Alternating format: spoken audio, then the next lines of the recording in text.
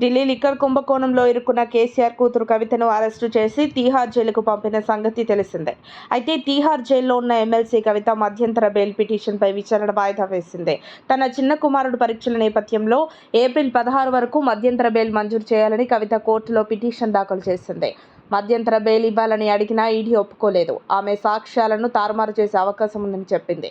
కవితను తీహార్ జైలుకు పంపగానే ఆమెకు బెయిల్ దొరకడం కష్టమని పలు టీవీ ఛానళ్లలో వార్తలు వచ్చాయి.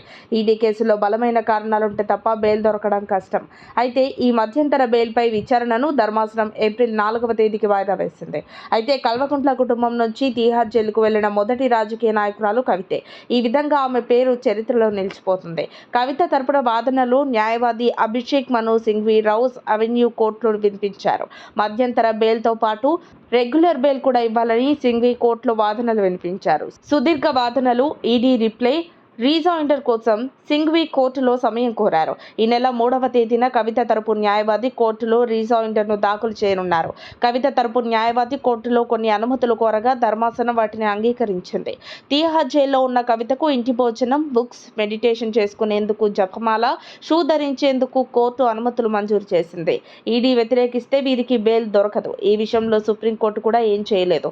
సో కవిత కడిగిన ముత్యంలా బయటపడటం అంత సులభం కాదనిపిస్తోంది.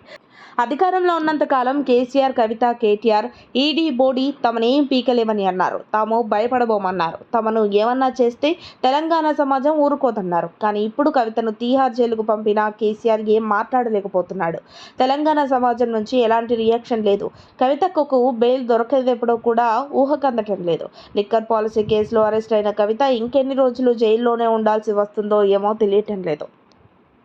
మరిన్ని అప్డేట్స్ కోసం మా కాయ్ టీవీని సబ్స్క్రైబ్ చేసుకోండి. మా వీడియో కనుక మీకు నచ్చినట్లయితే లైక్ చేయండి, షేర్ చేయండి. మీ విలువైన అభిప్రాయాలను కామెంట్ బాక్స్లో తెలియజేయండి.